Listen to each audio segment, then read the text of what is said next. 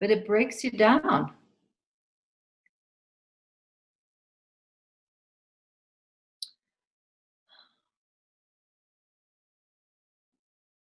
And what benefit would that have?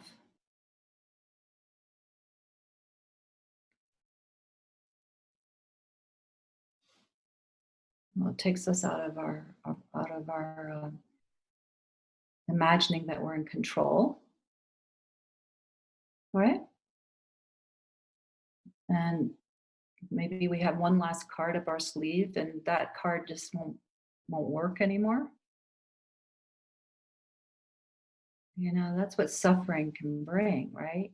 Is wearing down our last card like nothing can work. You can't get out of this one. Have many of you experienced that level of undoing to that degree? Yeah, me too. And isn't it true that oftentimes out of those kind of darkest nights, that something cracks and breaks open? Not that we're wanting that, you know, to have it be the outcome. But it's like this kind of unresolvable paradox that you can't get out of anymore. And you can't. You can't think your way out. You can't even praying. You don't know if it's going to work, right? Just because you're broken and on your knees doesn't mean your prayer is going to work. It's like you can't wish your way out of it, out of that kind of broken moment. And it's kind of like, you know, you hit the ground and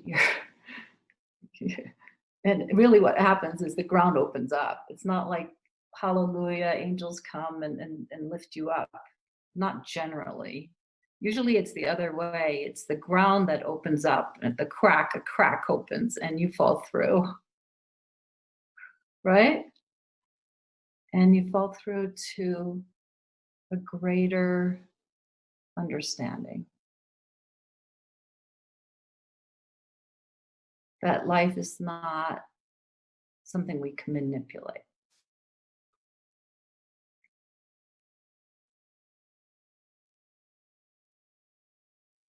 So I guess that's called surrender.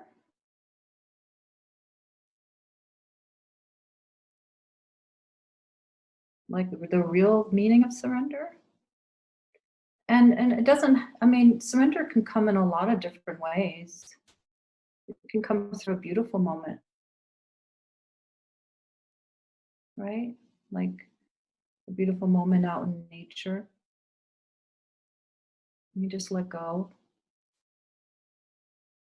You stop imposing your personal will as an overlay onto reality, and reality just reveals itself.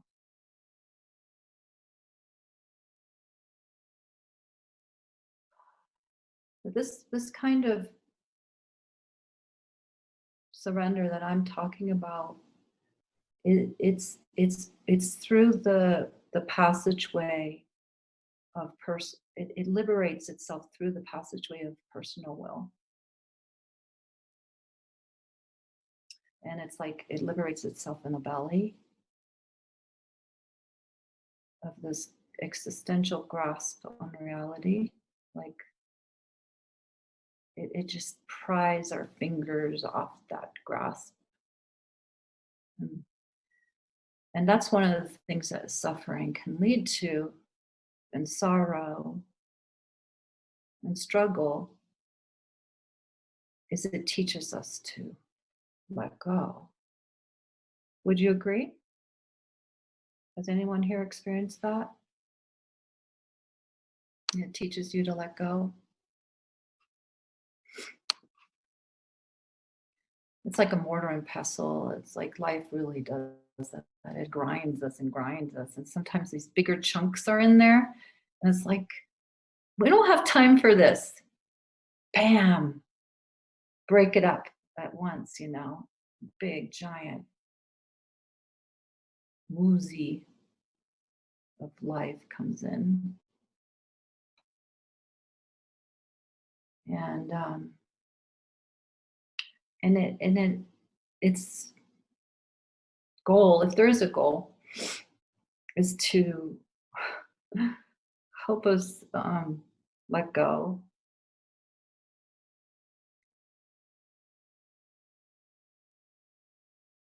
And I'm not saying it's all a good thing. I'm not trying to say that. I'm not trying to make excuses for these some horrifying things. But it's more like what occurs through it. What's the outcome? And have you noticed that within yourself, perhaps, that when you've gone through a really tough time and it's just worn you down and worn you down, isn't there like sort of a transparency that kind of takes place? Like you just don't have the energy anymore to fake it, to pretend, to um, fight life,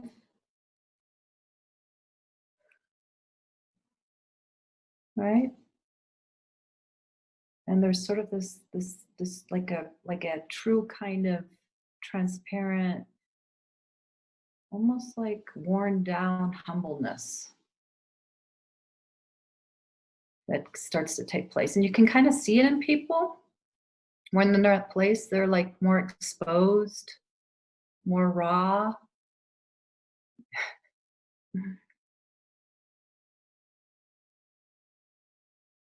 And something very beautiful can take place.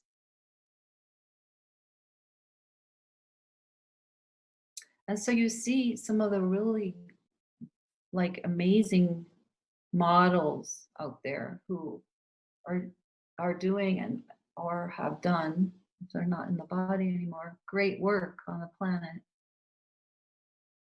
And the ones that I particularly admire are the ones who work with the suffering of humanity and of all living creatures, right? And they don't protect themselves from it. They're not like in some kind of high, lofty place going, oh, you poor suffering creatures down there, you know, I'm going to bestow my grace and teach you the fact that none of this is real, right? No, they don't do that, do they? They're on the ground, they're feeding people, they're tending to the sick, they're like Amma pulling prostitutes off the streets, giving them jobs, making hospitals, giving educations, helping the earth itself, the farmers, the animals, right? And guess what? They cry, I've seen Amma cry. Amma's one of my main models. I would say that Jesus is another model for me. He's not a body, and Baba, and Nimkroli Baba. And they all would let their hearts be cracked open and stay protected in some kind of transcendent reality, a castle. They knew that what they are, they know what they are, but that knows that it is also everything and includes everything, right? Don't you think that if you really are one and you know it, like we are a one, but you know it through and through, you know it through all your cells, through and through. You don't then go, I'm one, but not with that. Good luck with that pain. Hmm? Does that make sense? If you're one, Oneness is oneness with everything. And as long as there is suffering somewhere on the planet, there's suffering within the cells that you are, because you are that. So for me, that saying that suffering is optional, well, yeah, it really has to do with where you're placing your attention, right? You can put your attention on the transcendent and have a nice break, and maybe that's appropriate, right? And within all experience, there's an emptiness, right? Within all suffering, within all sorrow, within all joy, within all the goodies, all the good things, the things we love, the butterflies and the birds and the all the precious things, babies and everyone we love. Within everything, there's an empty center. And that's something that we come to understand. Yes, and right? Form and emptiness. Empty center, form that is full and vibrant and alive with substance and with feeling and with apparently, right? Everything. But as I said, a lot of it is interpretation. So you can look at the word suffering and break it down for yourself. Highly recommend that. Like, what does suffering mean to you? If it means deeply feeling, being intimate with an experience, and having your heart feel tender and almost like it's breaking, or a tightness and a contraction, then go into that, feel that. Go, oh, there's tightness here. There's an intimacy with experience here. It's like I don't know how to be with it. It doesn't mean it's wrong or bad. No deeper than labels. And not all suffering will have the same experience, not all sorrow, right? Some of it is poignantly beautiful, and your heart will feel like it's crying. I recently lost a puppy. Some people here know that. And literally, I felt my heart cry. And I was crying, tears, and they were coming here, but I felt like they were coming from here. It was like somebody was wringing out a towel. And I didn't want to protect myself from that feeling. It was painfully sublime. Is that do some people here know what I'm talking about? The beauty of a pain of heart. It's love, certain type of love that's revealing itself.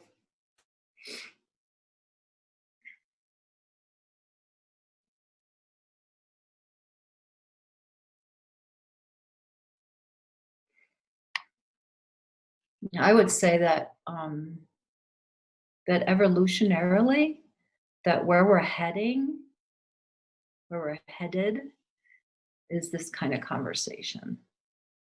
Is like, why is there really a need to continue to protect oneself from deeply feeling? Well, can we open up to the struggles that we have of being in a human body, and can we open the conversation up about how being human is also is the divine, you know? How could it not be? Here we are.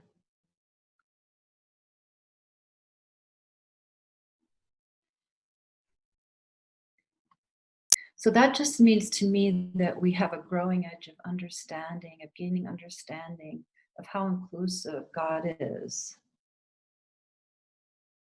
what it includes, rather than excluding. Does that make sense? Can you see how that's really more, that's the cutting edge, how challenging that is?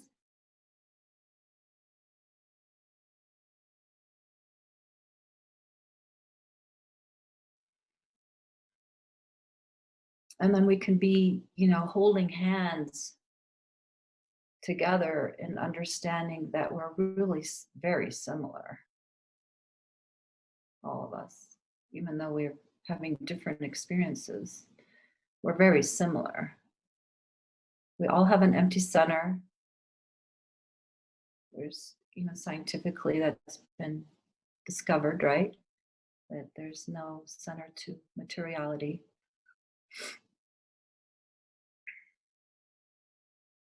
which is what spirituality has been pointing to for thousands of years. And then we're also immanent. God is immanent here as form.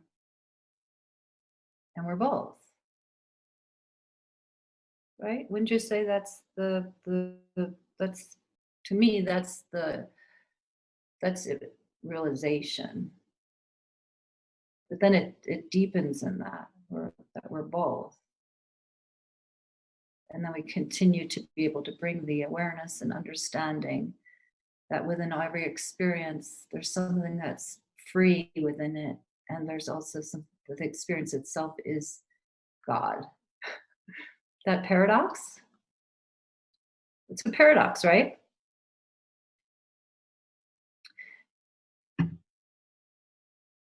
So wherever you are on that journey, I honor it and value it and trust that you're in the right place.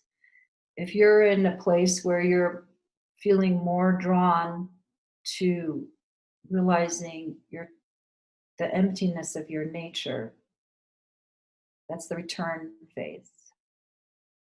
It's returning home.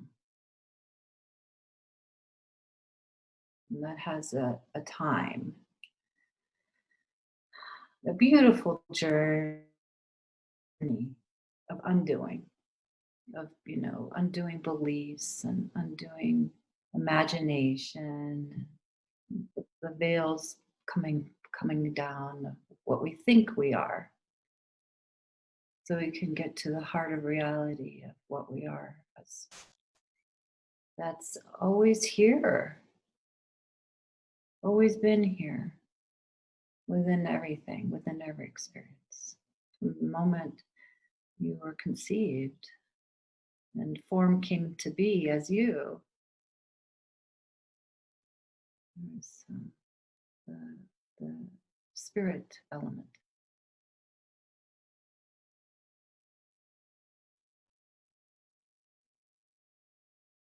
So even if you're on that return phase journey, you can still benefit from opening to this kind of conversation, that everything is God. Because any step along the way, it's better to not be in opposition to the human experience. You'll and make friends with it. You have a lot less to drop,